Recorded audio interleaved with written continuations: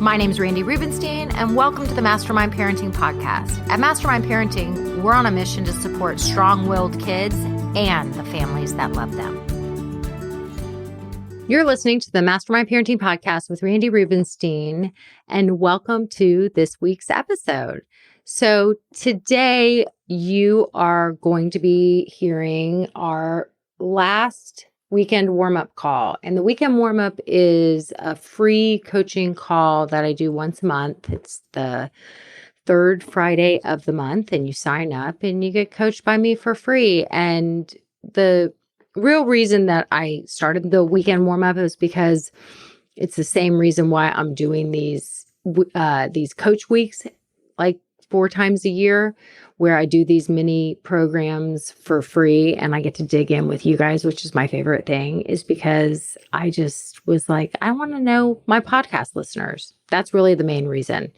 Is I hear from you guys sometimes, or I'll run into you in my life, or it'll get back to me that somebody's really enjoying the podcast. And I'm like, well, I want to know y'all. It's not fair that this is a one-way relationship. So the weekend warm-up call is a coaching call where I really just want to help you be in the best headspace possible to have a great weekend. It's really that simple.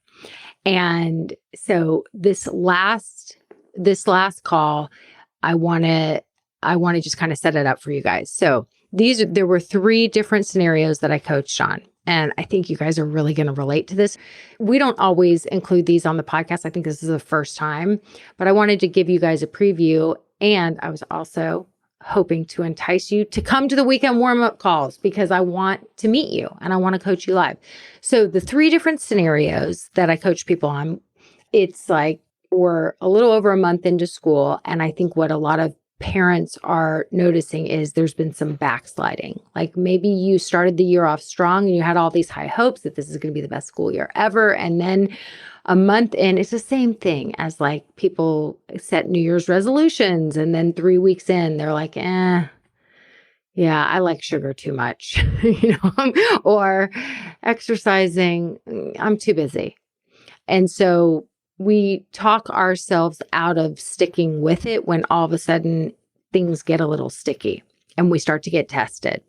I think that was the theme in all 3 scenarios. The first scenario was 9-year-old who had never slept by himself through the night, couldn't fall asleep alone. Mom and dad were in his room and the family was exhausted. And they had come into my program and my private program, and they had some amazing success. And now all of a sudden, their son was backsliding a little bit. And so mom was panicking. She was panicking. It was going south. She could already see it. It already started going south. It's going to continue going south. They already had one terrible night and she was just really worried. So I coached her through that scenario so that she can make sure that doesn't happen, and how to have that conversation with her child and get back on track. So the first one was about sleep backsliding.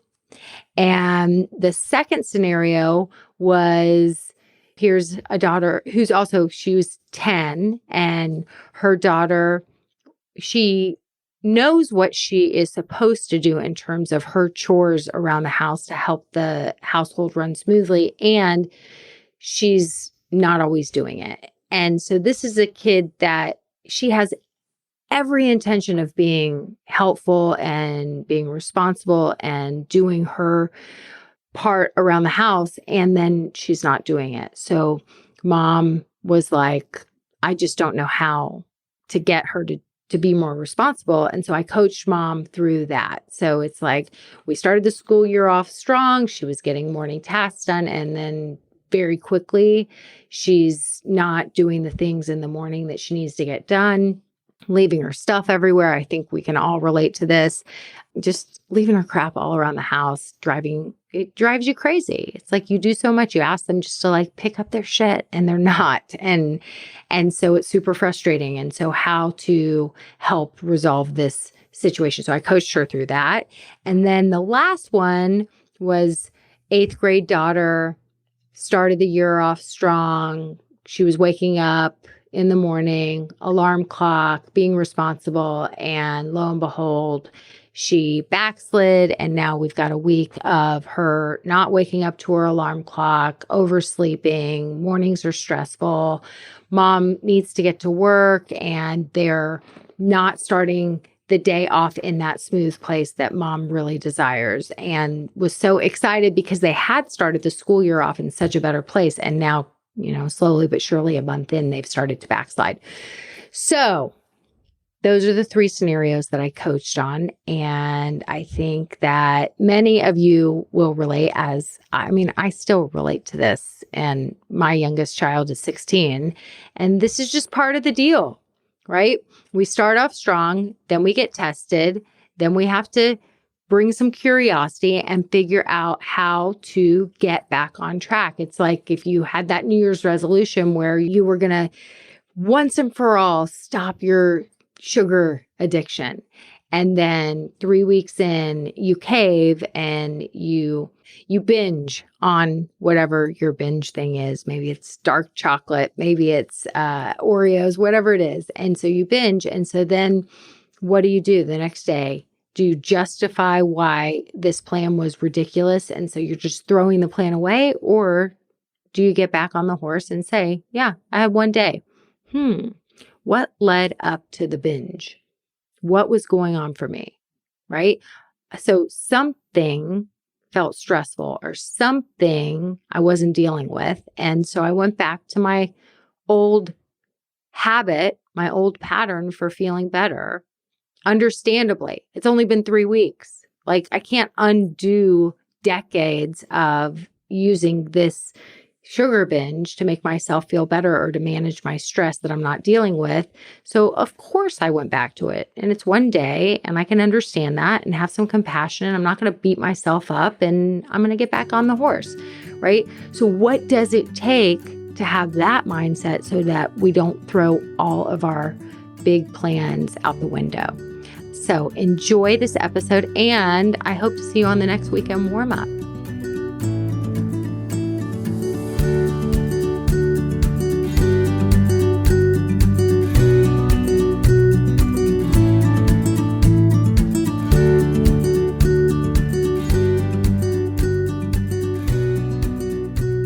Julian is going to sleep in his room by himself with me or my husband continuing to be in our room down the hall. And, I guess Julian is 9 years old, correct? Correct. Yeah.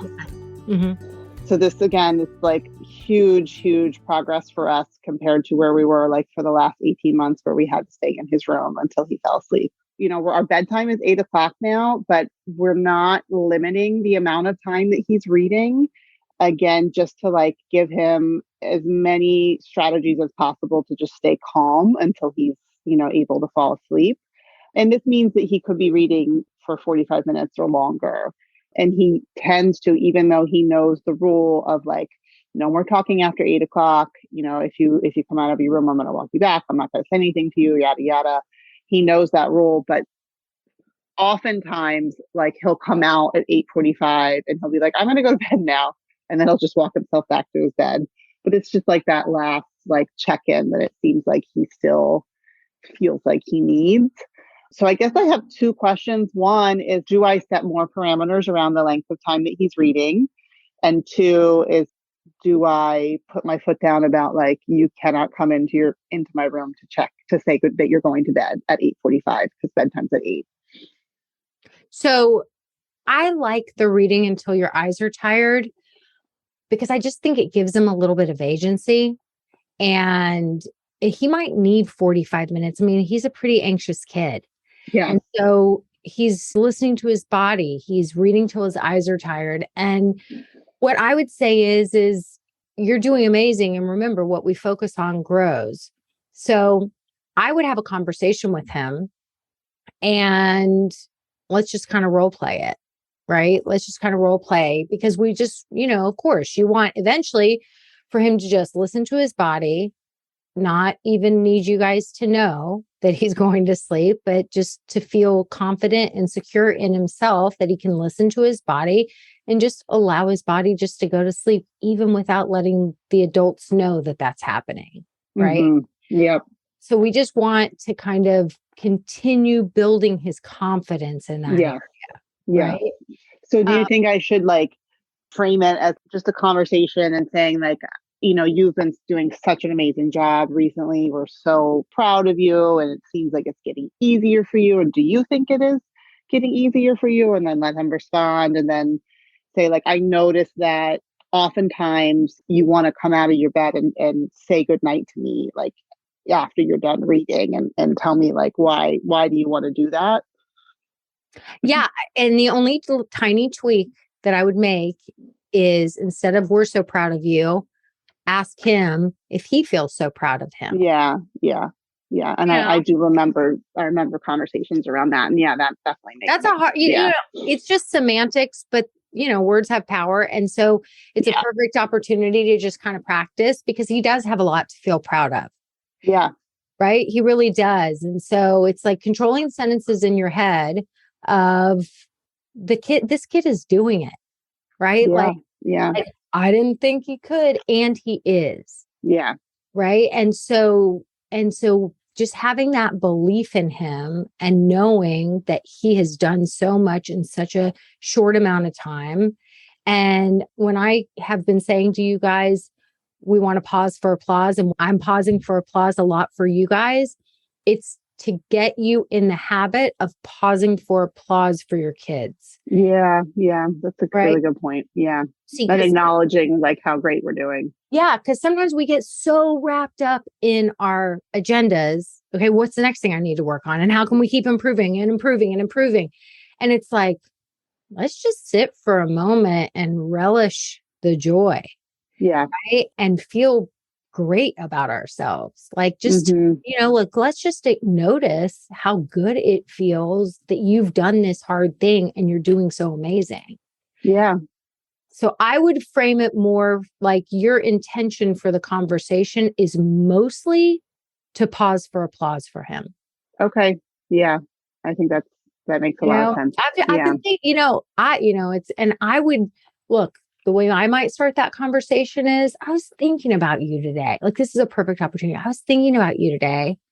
And mostly what I was thinking of is how much better I feel that we're all getting more rest in our beds. And so I was just thinking about you and the fact that not that long ago, you needed me and dad to be in your room. And now you're like listening to your body. You're reading to your eyes are tired. You're putting yourself to bed. You're really doing big things, bud. And I just want to take a moment to say, I was just thinking, I hope you feel proud of yourself. Do you? Mm-hmm.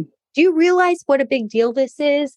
That you have been able to create a new pattern in such a short amount of time? Like really give him the credit and just take him. And how do you think he will respond when you say that? I think he'll just kind of agree with me, because he's a kid of few words, so I think he'll just say like, yeah. Yeah. But I think that he will really appreciate hearing that the acknowledgement. I do think that is important. And I do think he will feel like the weight of it, I think. And it's such a great way to start the weekend. Starting the weekend, with we're going to take a moment to celebrate you and celebrate what you have done. And I just want to pick it apart a second to let you know this is kind of a big deal because listening to your body, reading until your eyes get tired, putting yourself to sleep and getting the rest that helps you to be your best self the next day. It is an amazing habit to create and to just get in the habit of listening to your body and giving your body rest. Like there's so many people that even as adults don't know how to do this. And you're 9 and you're doing it, right? Like, yeah. It's ironic because I actually have been struggling with my own sleep recently. And for the first time, in the last 2 years, I can't blame it on Julian, but like last night, and I think it's because I'm on my phone too much. I couldn't fall asleep at it's 3 o'clock in the morning, and I'm like, oh, I can't sleep, I can't sleep, I can't sleep, and pick up the phone and try to read, and my eyes get tired, and I put it down, and then it's like repeat every 15 minutes. So I all day have been thinking about how I need to change my own habits related to like not bringing my phone in the bedroom and having better sleep hygiene. So maybe I can bring that up in this conversation that like I'm learning from you. I'm taking a note from you because you're doing so well and I'm struggling, and now I'm Yes, going to try to do better like you're doing. I love that. Yes.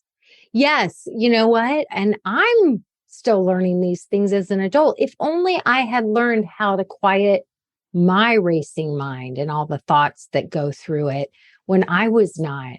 Like, it's a big deal what you're doing, buddy. Mm-hmm. And I just wanted to take a moment just to say, like, I hope you're feeling proud of that. And then say, and so tell me, what have you noticed? What feels different for you? Have you noticed anything where you can tell when your eyes are tired? I would love to know more about your process because frankly, I'm kind of learning from you. See if you can get him talking and kind of puffing his chest out and sharing his methods with you. And then at the very end, if you feel like you're in a good place, you could say, and if you had to name one thing that you're going to even get better at, what would be one thing that you're kind of like a goal that you want to get to when it comes to putting your body to bed and giving yourself the rest that you need? And see if he gets to the place of, well, I don't need to tell you and dad that I'm going to bed when I'm going to bed. I can just fall asleep. He may not get there. Right. He may not get there, but you could say, I can think of one thing.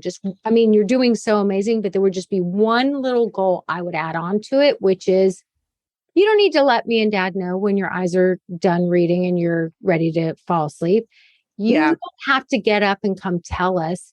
You can just do it. You can just trust that that's exactly what you're meant to do. And you can do that. And we will know that you're in your bed sleeping. Like you don't even need to tell us. Yeah. I think that that's great. Now, the other issue that I do want to eventually work on is being able to be downstairs and not be in my room.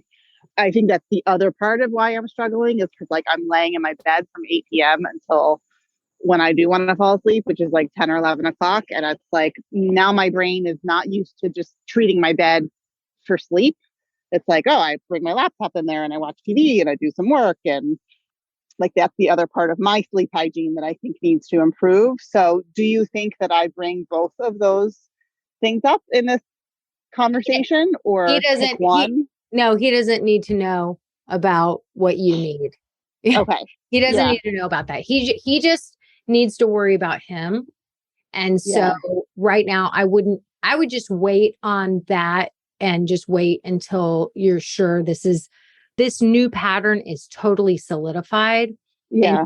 and you're not going to ask him permission when it comes time for you to go downstairs and to resume that. He doesn't need to know what happens when the adults are on adult time. Okay. Yeah. So you don't need his permission or his go ahead. You'll just do it when the timing's right. And in the meantime, how can you clean that up? Even if you are upstairs, now that you're kind of recognizing my body's sensing that my bed is not just for sleep, it's for Right. these other activities. What would be something that you could change there? So, I mean, one thing that I resolved to do this morning was like not to be on my phone. I've just like fallen into the hole of Facebook and all of those like videos that come up on Facebook, and like 2 hours can go by before I know it. So, like actually reading a book instead of being on my phone, I think is a step in the right direction. You know But, why? But do you know why you're on your phone and going into all the social media stuff and all that? Do you know I the reason think I'm why? like seeking a dopamine hit, honestly. The other thing I think a lot of people use all that social media for, yes, it's an immediate dopamine hit in your body, but I think it's also a little bit of loneliness. Tell me where I'm wrong. Sure, sure, sure, definitely.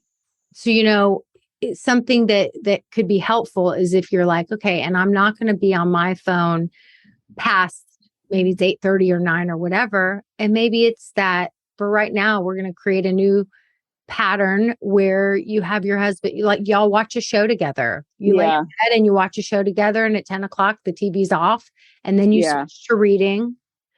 But think about something connecting you can do that maybe involves your husband. Yeah, I think that's a really good idea. I love that.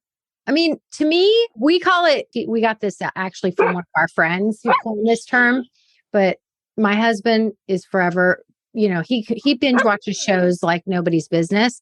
And I say, why are you committing digital infidelity when it would be a show that I would watch too? Right. Right. So they're like, oh, that's what our friends say. She's always committing digital infidelity. She's always watching shows that I can't, but find a show that both of you guys like. I mean, maybe you're connecting and just having conversation and whatever. But for me, I kind of love watching TV in the evening, and it's even more fun when Scott and I are watching a show together. So yeah, that could be an antidote.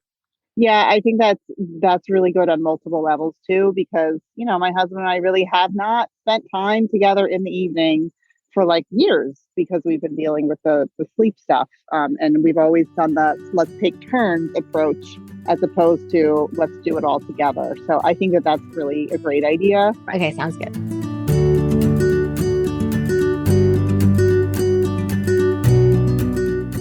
Hey, podcast listeners, do you have the kid that just won't? We've all had those days, right? Haven't we? Where our kids just won't do anything we ask. They won't listen. They won't follow simple requests. They won't stop destructive behaviors. They won't let anything be easy.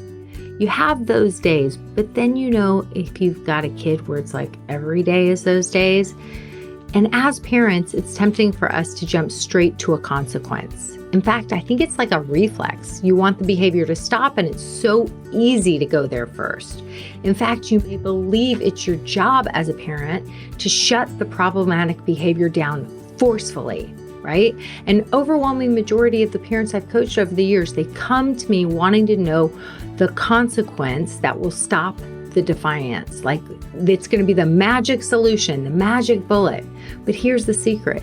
It's not really about the consequences, at least not until you've tried my proven method that stops this kind of behavior, the behavior that just won't, where they won't let anything be easy, in its tracks quite often before we even need to get to a consequence.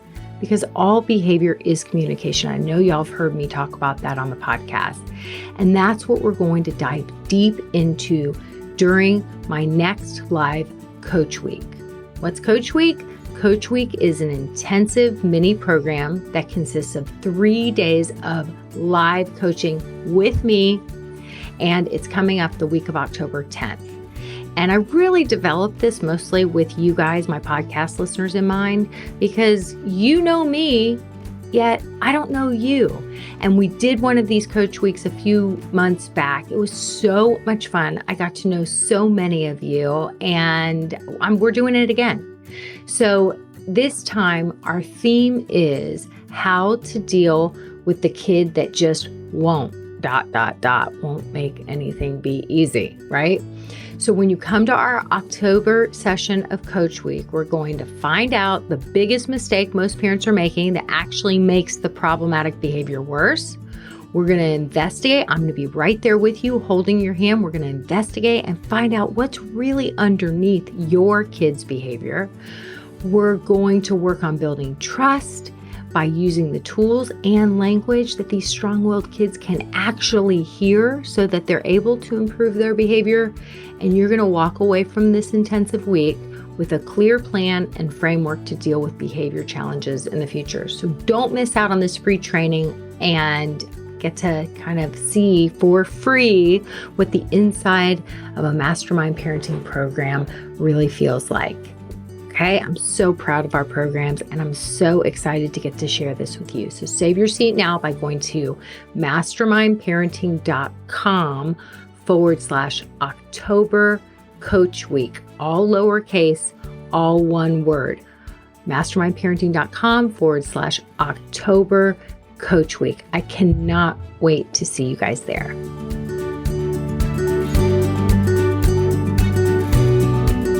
All right. Okay. Hi. Hi, how are you? Good. Okay. Well, I hope I'm not jumping in front of anyone else that maybe has a question, since I can. That's what this call is for. It's for everyone. You raised your hand, so here you are. Good.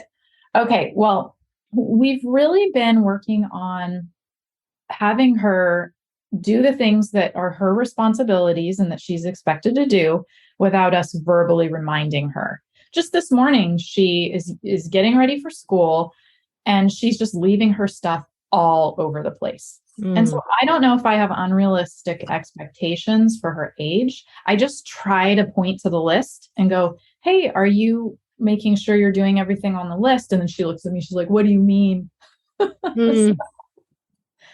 So let's talk about it. So I know you're a team player. I know you're down to do all these things, and you're 10 and life gets in the way and you're excited about getting to school and you're picking out your outfit and you're doing all the things. So I feel like, like this morning I was walking around picking things up or giving you reminders.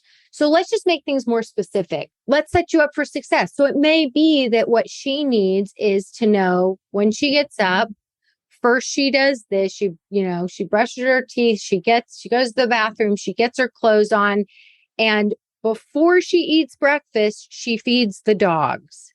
And after she eats breakfast, right before we go to school, she goes and does a final room check to make sure everything's in its place and she's done a little freshening up. And when we walking out the door at this time, I'm going to say final checks, and then you'll go back and you'll do your final checks. So let's figure out our system, or, that would be my idea. What would work for you? And let her kind of problem solve it with you, and continuously reminding her that, she's so responsible. She's a team player. She's down for all this stuff. It's just that life gets in the way. So let's just tighten it up a little bit. Mm-hmm. This is so good because like our friends, they're twins, they're supposed to do their laundry every Wednesday. And in my brain, I'm like, oh, that's very specific, right? Like they can't have a play date or anything. It's laundry. After school, it's laundry day. It's just when her basket is full and she wants something, then she just needs to take care of it. And I think I fast forwarded in my brain too much. All we have to do is like write the expectations and she'll just do it. Well, because also look, this is just all part of the awareness journey. When I give people all the different assessments and encourage you to kind of like give your other family members these assessments, it really is, you're wired this way, I'm wired, because tell me where I'm wrong, you would never need those reminders because you're wired differently. And you're like, I don't understand. Like when you have the thing, you just do the thing, right? You have your process because that's who you are. But my hunch is that she may end up becoming, because you're her mom and you're setting her up for success and teaching her, look, I wish somebody had taught me the systems and atomic habits and things at a much younger age, and I would have just been conditioned that way and I didn't have to learn it as an adult. But right now, she's just learning how to be alive. So you're teaching her these systems. Oh, it just makes me feel so bad about this morning when I talked to her. And I did ask her, I said, what do you think would help? I tried to have that conversation in the right way. But I realized that she doesn't know what's like me putting that on her and making her figure out what's going to help her remember. She asked me if she could use Alexa reminders. And I said, well, we're not going to use the robot because I'm trying to get your brain to remember. So, and we use like pen and paper for that kind of thing when we're little. Like once we're adults and we've learned all that stuff, fine, start using the technology. But anyway, I feel bad. I didn't really have the conversation right. This is the perfect time. Look, productive conversations are most often the most productive and connecting when we screwed it up, right? Mm-hmm. When we didn't do it that way. And now we can go back because guess what helps somebody to be in their thinking brain and retain what you want to tell them. It's when you own what your role was, your part in. You're not coming at her saying, here's all the ways I'm going to help you improve. It's, actually, let me own something that I did wrong. And that was putting a whole lot on you as a 10-year-old. And I just want to kind of have a conversation and let you know, I'm sorry for doing that, because I realize now that wasn't setting you up for success. We just need to dice this up a little bit more. And I'm going to support you to be able to get all these things done. And I think we just need to break it down. How does that sound? Because when you own your role, the other person, it's almost like you kind of throw them for a loop because they're thinking you're going to admonish them. Mhm. And so they're maybe ready to be on the defensive. But when you come and you're like, here's where I could have done better, then they're like, ah. And they're just like, here, it's not what anyone is ever expecting. Mm-hmm. Yeah.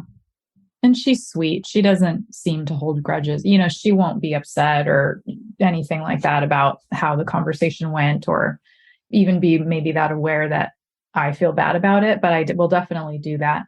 She'll be pleasantly surprised. I mean, she might say like, Mom, no, it wasn't a big deal. Like it was, it's fine. You're like, no. But here, look, you are a responsible 10-year-old. And I know you are a very valuable member of this family and you help with a lot of different things.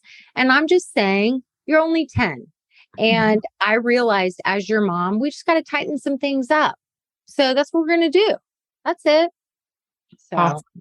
Thank you so much. And the cool thing about systems and realizing where you maybe just need some more systems, what I want to tell anyone who's listening to this, who's not a systems person, me neither.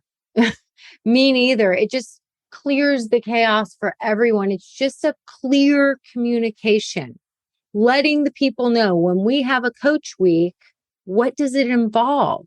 Right? It's a mini program. What am I going to be teaching? I'm going to be teaching, for people who have the kid that just won't listen, won't follow directions, won't get along with their siblings, won't allow life to be easy in any way. That's what we're going to be covering. Right? And so what is Coach Week going to consist of? It's going to be me being your coach for a week, and it's free. And it's all about like really letting my podcast listeners know, here's a way to engage and a chance for me to really get to know you. Like many people listen to me every single week and it's like a one-sided relationship. And I'm like, well, I want to know you too. So come do this free experience with me, see if it helps. And I think it will. And we got to tell the people what they're going to get in a very clear way. We've got to let them know exactly how to sign up. It's all about clear communication. It's the exact same thing in our families. And so when we have these systems, it's like we just set everyone up for success and we clear the chaos. And so it's proactive, it's preventative, right? Because everybody knows what the expectations are. Everybody knows. And so if they don't do the things and you're like, hey, well, let me see what's happening here. Let me see that little clipboard. Where's your clipboard? What happened? That system was working. What's going on? And you have a kid that got busy. You got busy playing. Get the clipboard. Let's get back on track. You're so responsible about these things. Let's get it. Let's catch up. Now you've got your system. Okay. Any other coaching scenarios? I've been having issue with her getting herself up with the alarm clock. We had this huge talk before school started. This was going to be the year. I was no longer going to need to wake her up. She was going to get herself up. She's got 3 different alarm clocks, 3 different methods because she will sleep through them. This is going to be the year. And she did it for a good week and a half. And that week and a half is over. And so now we're back to she's not waking herself up. I go in there, 20 minutes before we need to leave. She's still sleeping. So I've just been kind of struggling with what do I do now? So why do you think she's not waking up? I don't know. We did move her bedtime back. So because I did think it was a sleep issue. She needed more sleep. So we moved that back. But to what time? To 9. from 10. So, but she may still be having trouble getting to sleep at that time, which was kind of an issue. I got her some melatonin so that she could, start getting her body acclimated to going to bed at the earlier time. But I don't know if she's forgetting to put the alarm clock on. She keeps saying, it's not going off. I go in and check it. It's fine. Okay. I mean, so the thing is like, it's easy to just attack the behavior, but what we want to do is we want to get underneath the behavior. And that's how we solve problems, because all behavior is communication. So you're already doing that by rolling her bedtime back an hour. You're doing that. The melatonin could be making her groggy. That could be part of it. It sounds to me like you go to her and you have a productive conversation, and it's very relevant right now. So you just do it. You're not going to obviously do it right at bedtime, and you're not going to do it first thing in the morning. So you're going to talk to her about it, and you're just going to say, hey, I talked about this at the beginning of the call. You really want to pause for applause for the week and a half that she really was doing well. And you're like, so for a week and a half, you were totally doing the thing, and you're not in trouble. You're not in trouble. I'm not coming in here to come down hard on you, because I know now that you are responsible. We've rolled your bedtime back. You're going to bed earlier.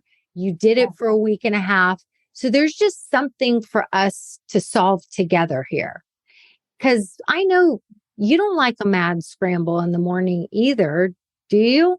And I'm like, why are you not up? It's 20 minutes. We got to let's get back to that place. So let's problem solve this. Do you feel like it's at night? Are you having a hard time winding down? Tell me more about that. Let's play detective and really find out. Because if she's having a hard time, where she gets to that she's just laying there and she can't get herself to sleep, or if she forgets to set her alarm, then you can say, okay, so before bed, because do you do a final good night? Do you go in there and check and make sure she's in her bed going to sleep? Yes. At that point, you may say, you know what, would it be helpful until this becomes a new habit that it's just done, it's here. Until that time, when I come in and do my final checks, would it be helpful if I say, hey, did you set your alarm? Because that's not a big deal. I'm happy to do that for you. I just give you that little reminder. I know you won't need it forever, but maybe just right now. And tell me more about when you go to put yourself to sleep at 9:00, is she just laying there or is she reading? It depends. If she feels tired, she doesn't read. She'll go, she won't read. But if she knows she's going to have trouble, then she will read. Okay. So I would just say, do you think the melatonin's making you groggy?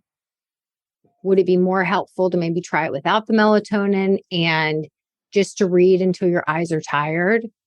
What I know is that you were doing great, and we've had, a little bit of time where things have gone back to the way it used to be, but I think they can get back on track pretty quickly here. And you don't have to figure this stuff out all by yourself. That's why you have me. Okay, good. See, so now we're not making her feel more anxious that she's going to get in trouble and yada, yada. It may turn out if she ends up refusing to be responsible, or she's getting plenty of sleep. I mean, at some point, if she's still, this habit is still happening, I might say, it seems like 8:30 might be the time that you have to be in your bed reading, but not yet. Let's brainstorm with her a little bit first before we go there. And you could even say to her, look, what we may find is if you can't get up in the morning, that just tells us your body needs more rest. So it might mean that we have to roll it back even more. And if you have swirling thoughts, there's other solutions we can think about. It might be that we have some kind of, you listen to a little bedtime meditation that is a story that helps you to relax your body and your mind and put you to bed. And that might be something you listen to. And then I come and grab the device, after you're asleep, before I finally go to sleep, and I get it. And I'm here. We'll figure this out. The bottom line is that we just need to get your body the rest that you deserve, because when you get enough rest, you don't sleep through your alarm. And you sleeping through your alarm is just an indication that your body's not getting enough rest. And we gotta figure that out. Good. Yeah. All right. Took some good notes. Thank you. You're welcome. You're welcome. All right. It seems like those are all our scenarios. So that is our weekend warm-up call. I think some themes that we need to remember from this call, if I can think back, is clear communication is key. Problem solving, quite often, because of the way most of us were raised, we want to go too quickly to the consequences. And I think, as I just modeled, is slow down, sister. Just because I know most people are like, well, how do I get them to start waking up to the alarm? How do I get them to start feeding the dog? How do I get my child to do this, this, and this? And it's like, there might be something to figure out. So let's send them the message that we are on their team. We are showing up in pack leadership. We're helping them to develop skills and systems and clear the chaos. And they've got us. They don't have to figure all this out. That's why it's called childhood, not adulthood. They're just learning how to be alive, and they can't know all the things yet. That's why they have us, so that we can show up and support them, not doing it for them, but helping them to learn the skills that is going to ensure future success. So that's the message we want to be giving our kids is, you don't have to do this all alone. I'm not going to do it all for you. I'm going to set you up for success. Or as I used to say to my kids, we have to teach you how to do these things unless you want me to go to college with you, which kind of sounds awesome and fun. I mean, we might both be able to fit into one of those twin size college beds. I don't know if it'd be weird having your mom with you in your dorm, but I'm game. And they're like, stop. So we want to send them that message. I'm not doing this to you. I'm doing this for you and with you. You don't have to do this all alone. I got you and you've got me. So use me as a resource, right? I mean, isn't that an amazing message? What if we all went into teenagehood with that messaging, that anytime life got sticky or we couldn't figure something out, we could go back to our adults and they weren't going to shame us or belittle us or make us feel worse about ourselves. They were going to say, all right, then let's do this. Let's figure this out. We're the calm people that solve problems. We'll figure it out. I'm not worried. I believe in you. You've shown up responsibly. There's just something to tweak here. It's so awesome. So that's what I got for you guys this month. I'll see you guys next month on the weekend warm-up. Bye. Thanks for listening today, guys. I hope you picked up some tips, tools, maybe some baby steps for creating more balance and boundaries in your life. And I just wanted to let you know, if you want to continue moving the needle forward in creating this for yourself, having a happier household, I want you to go to my website and check out mastermindparenting.com. We have 3 beginning programs, and if you need some accountability and more support, then please look for the one that would be a good fit for you. And as always, we're on all the social channels under Mastermind Parenting. On Instagram, it's mastermind_parenting. And, periodically I do pop up on different Instagram lives, Facebook lives, where I give you teaching and coaching, and I love engaging with you live to help you help your strong-willed kids so that they can feel better, because when they feel better, they do better. And I love, love, love getting to know you guys. So thanks for listening. If you like this podcast, please don't forget to subscribe, rate, and review. Super, super appreciative.